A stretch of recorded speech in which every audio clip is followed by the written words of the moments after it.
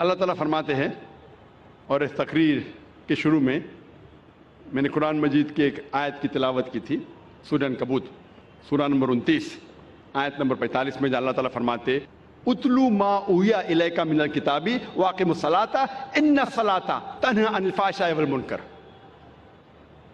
تلاوت کرو ان آیتوں کی جو میں نے نازل کی ہے اس کتاب میں، واقم الصلاۃ، اور صلاح کو قائم کرو، ان الصلاۃ تنہی عن الفحشاء والمنکر، بے شک صلاح فاحشی اور برے کاموں سے رکتی ہے۔ قرآن مجید میں اللہ تعالیٰ فرماتے ہیں کہ بے شک صلاح فاحشی اور برے کاموں سے رکتی ہے، جسے میں کہتا ہوں ہدایت کا راستہ، پروگرامنگ ٹورڈز رائچسنس۔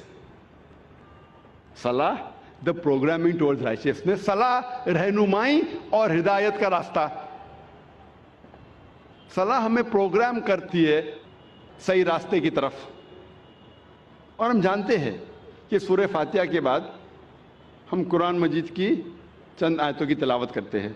مثال کے طور پہ سورہ فاتحہ کے بعد امام تلاوت کر رہا ہے سورہ مائدہ کی آیت، سورہ نمبر 5 آیت نمبر 90، جہاں اللہ تعالیٰ فرماتے یا ایھا الذین آمنو، اے ایمان والو،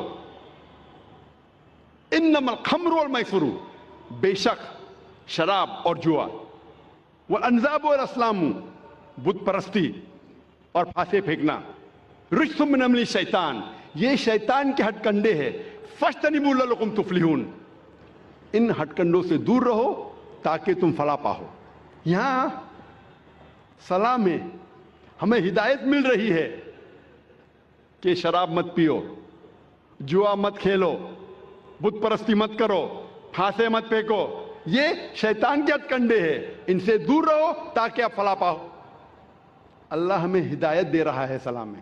ہو سکتا ہے کہ سورہ فاتحہ کے بعد امام صاحب سورہ مائدہ سورہ نمبر 5 آیت نمبر 3 کی تلاوت کرتے ہیں، جہاں اللہ تعالیٰ فرماتے حرمت علیکم المیتۃ والدم ولحم الخنزیر وما اہل لغیر اللہ بہ، حرام ہے آپ کے لیے مرا ہوا گوشت، خون، خنزیر سور کا گوشت، اور غیر اللہ کا کھانا، اللہ کے علاوہ کسی اور کا نام لیا ہوا کھانا، یہ آپ کے لیے حرام ہے۔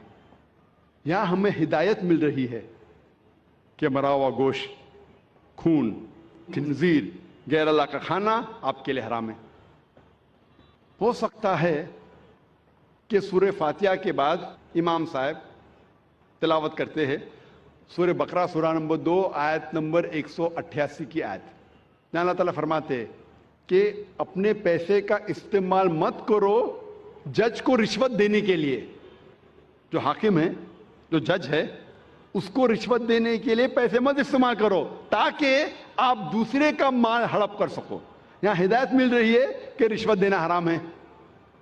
ہو سکتا ہے کہ امام صاحب سورہ فاتحہ کے بعد تلاوت کرتے ہیں سورہ اسراء کی آیت، سورہ نمبر 17 آیت نمبر 23 اور 24، جہاں اللہ تعالیٰ فرماتے ہیں کہ اللہ کی عبادت کے بعد آپ کو اپنے والدین کے ساتھ اچھا سلوک کرنا چاہیے، اور اگر ایک یا دونوں ضعیف ہو جائے تو ان کو اف تک مت کہو، اور ان کے ساتھ اچھا برتاؤ کرو، اور دعا کرو اللہ سے کہ ان پر رحمت برسائے جس طریقے سے ان نے بچپن میں میری پرورش کی۔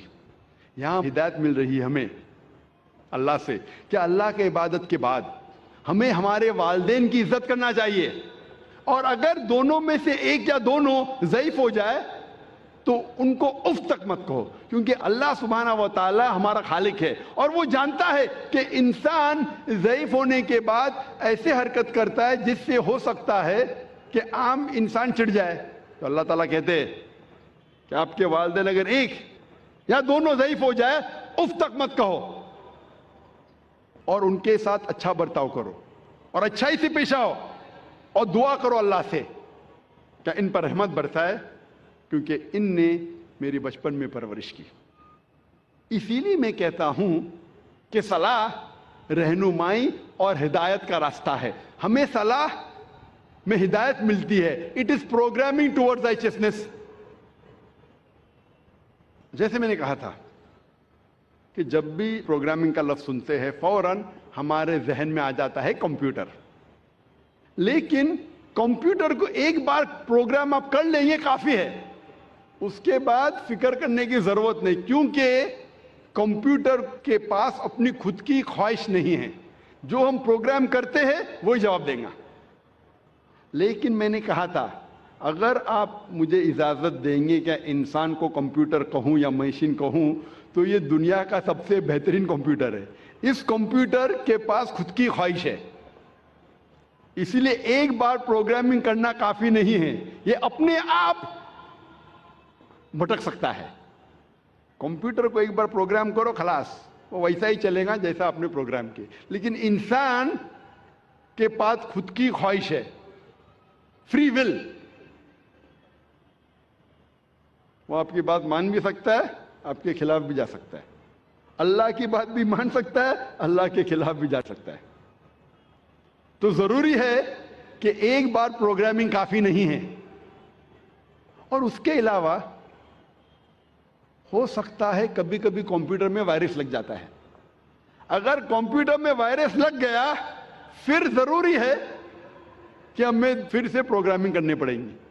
کمپیوٹر میں وائرس گھس گیا تو ہمیں ہارڈ ڈسک کو فارمیٹ کرنے پڑتا ہے, پھر سے پروگرامنگ کرنے پڑیں گی, ورنہ کمپیوٹر نہیں چلے گا. تو آج ہم دیکھتے ہیں آج کے معاشرے میں اتنی برائیاں ہیں. ہم جب معاشرے کے باہر نکلتے ہیں ہم دیکھ رہے ہیں کہ کتنے لوگ جھوٹ بول رہے ہیں, کتنے لوگ رشوت دے رہے ہیں, کتنے لوگ زنا کر رہے ہیں, ننگے ننگے کپڑے پہن رہے ہیں. یہ سب دیکھ کے ہمارے دماغ میں وائرس آ جاتا ہے. اسی لیے ہمارے ذہن کو پھر سے پروگرامنگ کرنے کی ضرورت ہے.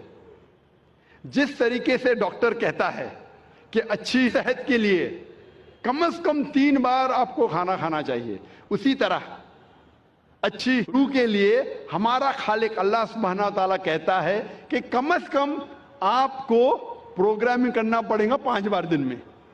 اگر اچھی روح چاہتے ہیں تو پروگرامنگ کم از کم 5 بار. ہم جب یہودی مذہبی کتاب پڑھتے ہیں, یہودی لوگوں کی مذہبی کتاب پڑھتے ہیں, تو اس میں لکھا ہے بک آف ڈینیل میں, اولڈ ٹیسٹمنٹ میں, چیپٹر نمبر 6 ورس نمبر 10 میں, کہ خدا کہتا ہے کہ ڈینیل نے 3 بار نماز پڑھی. تو یہودی مذہب میں 3 بار نماز پڑھنا چاہیے. عیسائی مذہب میں لکھا ہے کہ پرے ان سیزنلی, جتنا پڑھ سکے اتنا پڑھیے.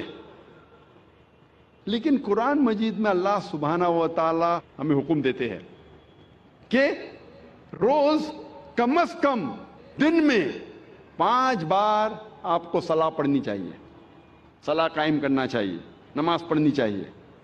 اللہ تعالیٰ فرماتے ہیں سورہ ہود میں, سورہ نمبر 11 آیت نمبر 114 میں, کہ آپ صلاح قائم کرو دن کے دونوں آخری حصے میں اور جب رات قریب آ رہی ہے.